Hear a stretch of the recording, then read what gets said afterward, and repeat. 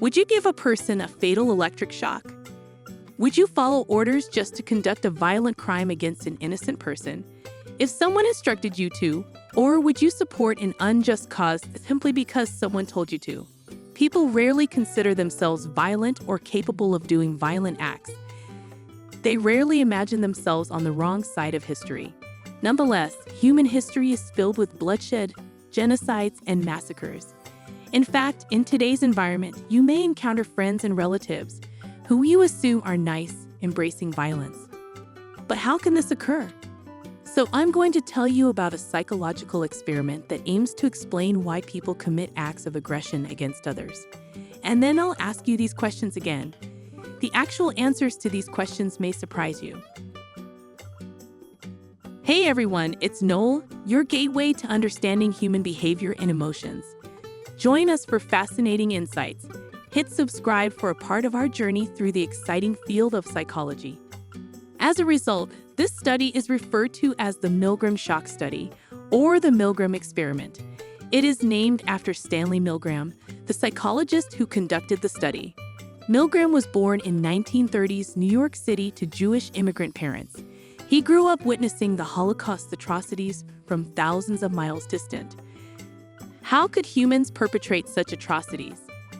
How could individuals see the atrocity in front of them and still engage in it? These questions followed him as he trained as a psychologist at Yale University. And in 1961, he decided to conduct the research to demonstrate how people obey authority even when it contradicts their morals. So how did the study proceed? Over a 2-year period, Milgram recruited men to engage in a study.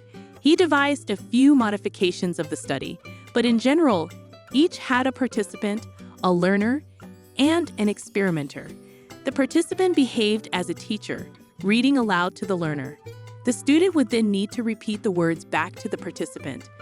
And if the student's words were incorrect, the teacher had to administer an electric shock. These shocks have now increased in voltage. Initially, the shocks were roughly 15 volts, producing a slight feeling. However, the shocks got as high as 450 volts, which is exceedingly deadly. Now, you should know that these shocks were not real. The learner participated in the study as an actor, thus no one was hurt. The experimenter encouraged the participants to deliver these shocks whenever the learner was incorrect. As the voltage rose, several participants resisted. In other iterations of the study, the investigator would encourage subjects to deliver the shocks. This occurred in stages.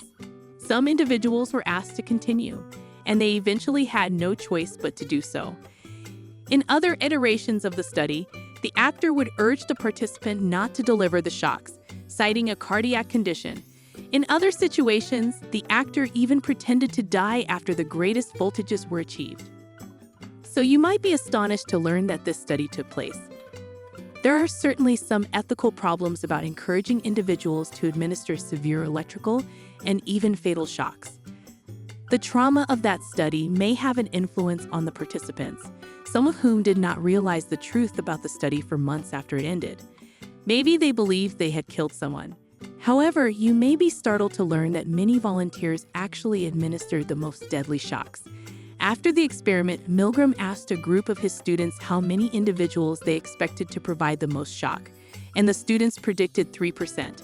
However, in the most well-known variation of the study, a staggering 65% of individuals received the greatest level of shocks, with every single participant reaching 300-volt levels.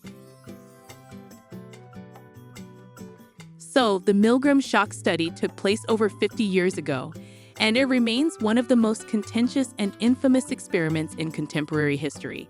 The study also served as inspiration for television movies. However, not everyone applauds Milgram for his audacity. The study's findings are not particularly encouraging, and psychologists have criticized it throughout the years. After all, Milgram's selection of subjects was not flawless. All of the participants were male, which accounts for only 50% of the population.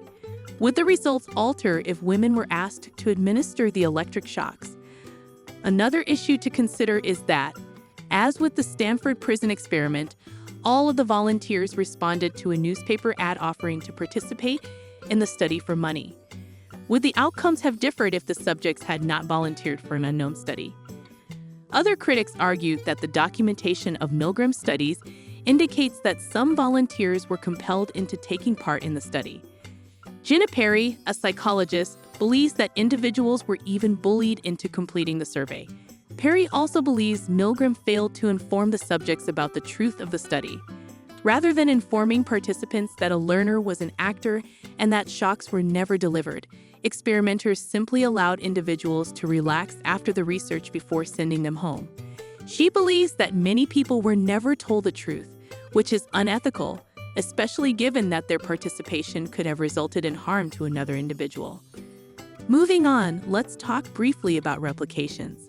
Because the majority of these research were conducted 50 years ago, psychologists attempted to retest Milgram's hypotheses, but it was difficult to reproduce the study due to the contentious methodologies. However, similar research have slightly modified Milgram's techniques and produced similar results. Other replications expand on Milgram's findings, demonstrating that people are more obedient than they appear. Now, does this imply that we're all evil individuals hiding behind a veneer of sound judgment? Not really. 5 years after Milgram's experiment, a psychologist named Walter Mitchell wrote Personality and Assessment. It suggested that attribute theorists were looking at personality theory incorrectly. He proposed that different contexts could lead to diverse behaviors, giving rise to the concept of situationism. Situationism is still supported by studies such as Milgram's experiment and the Stanford Prison Experiment. So let me ask you these questions at the beginning of the video. Would you give a person a fatal electric shock? Would you carry out orders to conduct a violent crime against an innocent person? Would you embrace an unjust cause simply because someone told you to? Or does it simply depend on the situation? As we conclude, I'd like to thank you for watching. I hope you found value in this video and learned something new, and I look forward to seeing you in our future videos. I would deeply value it if you could like this video and subscribe to our channel. Your support will help us to create more valuable content. What are the key takeaways from this video that you can share in the comment section?